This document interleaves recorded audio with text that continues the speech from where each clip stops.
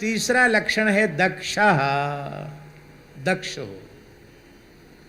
दक्ष माने चतुर हो, कुशल हो।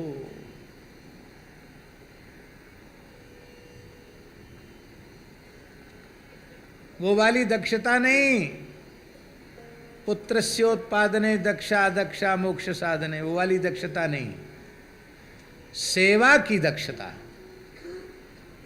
साधन की दक्षता। कोई भी कार्य बहुत सावधानी से, चतुराई से करे। सेवा सुमिरन सावधान, चरण राघव चितलाए। अग्रस्वामी जी के चरित्र में, सेवा सुमिरन सावधान, चरण राघव चितलाए। सेवा में सावधान और स्मरण में सावधान।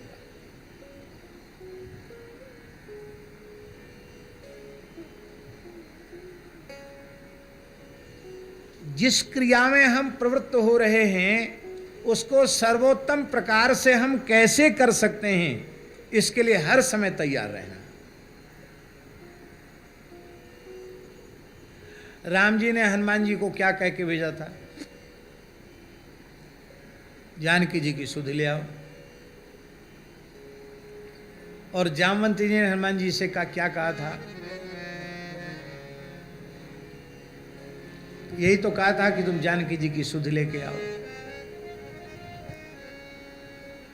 और हनुमान जी वहां कितना काम करके आए? पूरे लंका दुर्ग का निरीक्षण करके आए, रावण के बलाबल का निरीक्षण करके आए, युद्ध के समय कैसे लंका गढ़ को जीता जाएगा वो सब देख के आए। और रात में देखने में संतोष नहीं हुआ तो आग लगाते समय दिन में सबके देख के आए और सबको प्रसाद बांट के आए। जिसके घर से पूंछ में कपड़ा और घी तेल आया था सबको प्रसाद मिला। एक विभीषण कर ग्रह नहीं। विभीषण का घर छोड़ दिया क्योंकि विभीषण के यहाँ से कपड़ा तेल घी वगैरह कुछ नहीं आया था। तो जहाँ से बायना आया था वहाँ बायना लौटाया। तो वाल्मीकि रामायण के उत्तर कांड में भगवान का वचन है। भगवान कह रहे हैं अगस्त्य जी महाराज से, भगवान श्री राम कह रहे हैं शौर्यम दार्क्ष्यम बलम धैर्यम प्रज्ञता नय साधनम विक्रमश्च प्रभावश्च हनुमति कृतालय। भगवान श्री राम कह रहे हैं शौर्य, दार्क्ष्यम दक्षता,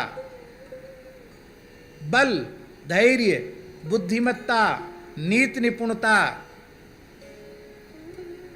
विक्रम प्रभाव, लगता है सारे सद्गुणों ने हनुमान जी को अपना निवास स्थान बना लिया है। अब ये राम जी ने कब कहा था हनुमान जी से कि तुम जानकी जी से किस भाषा में बात करना? पर हनुमान जी जानकी जी से बात करते हैं तो क्या विचार कर रहे हैं वाल्मीकि रामायण में सुंदरकांड में? बोले यदि वाचम वदिष्यामि द्विजातिरिव संस्कृताम रावणम मन्यमाना माम सीता भीता भविष्यति। वाल्मीकि का श्लोक। हनुमान जी कह रहे हैं कि मैं बढ़िया से बढ़िया लच्छेदार संस्कृत भाषा में बातचीत कर सकता हूँ, लेकिन द्विजातियों के समान सुसंस्कृत संस्कृत भाषा में यदि मैं माता जी से संवाद करूँगा तो माता जी को भ्रम हो जाएगा कि जो यति का रूप धारण करके मेरा हरण कर ले गया वही बानर का रूप धारण करके आ गया, तो सीता जी डर जाएंगी। इसलिए मैं अवध प्रांत की भाषा में ही इनको रामचरित्र सुनाऊंगा। तो अवध क्षेत्र की जो भाषा है उस भाषा में रामचरित्र सुनाया। अरे भाई ये तो लगता है राम जी का कोई खास है? रामदूत में मातु जानकी सत्य शपथ करुणा निधान की। इसको कहते दक्षता। पूरा विचार कर लेना। विचार करने में बहुत समय नहीं लगता। को विचार करने में सब काम छोड़ के सोचने ही लग जाए वो भी ठीक नहीं। ये दक्षता बुलानी नहीं पड़ती। ये दक्षता सीखनी नहीं पड़ती। सेव्य के साथ सेवक जब अपने चित्त का एकाकार कर देता है और उसके सुख का विचार निरंतर करने लग जाता है, तो ये दक्षता सहज ही उसमें आ जाती है। आपको जो काम भगवान ने सौंपा है वो बढ़िया से बढ़िया हम कैसे कर सकते हैं, यदि आप ये समझें कि ये सरकार का कार्य जो भगवान ने हमको दिया है, ये भी मूल में तो भगवान का ही काम है। क्योंकि घर में ठाकुर जी बैठे हैं, भगवान का दिया हुआ परिवार है, गौ ब्राह्मण संतों की सेवा भी करनी है, तो इसकी व्यवस्था भगवान ने हमको जुटा रखी है।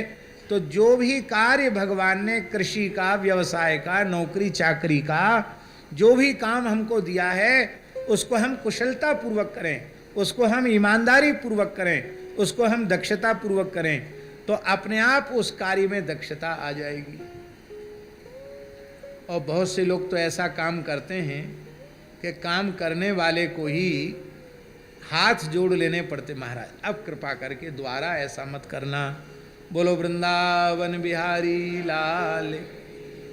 हमारे महाराज जी एक गांव में थे, एक सज्जन आए, बोले नहीं महाराज जी का अभ्यास नहीं था पैर दबाने का, फिर हम लोग कभी कभी दबाते थे, थोड़ी देर तो नित्य ही दबाते थे।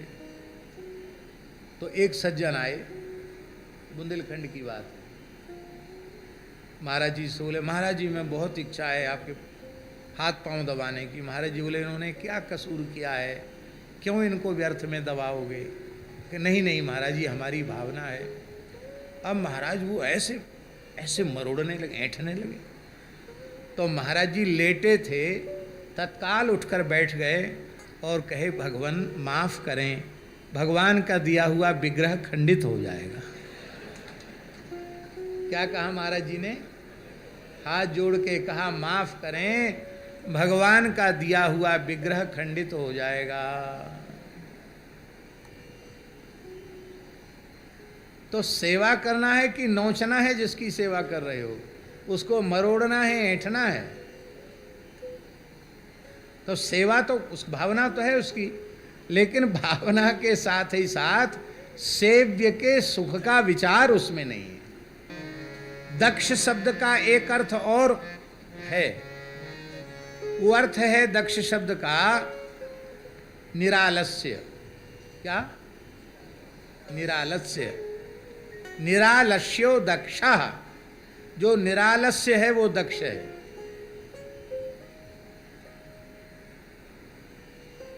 आलसी व्यक्ति में दक्षता नहीं आती है।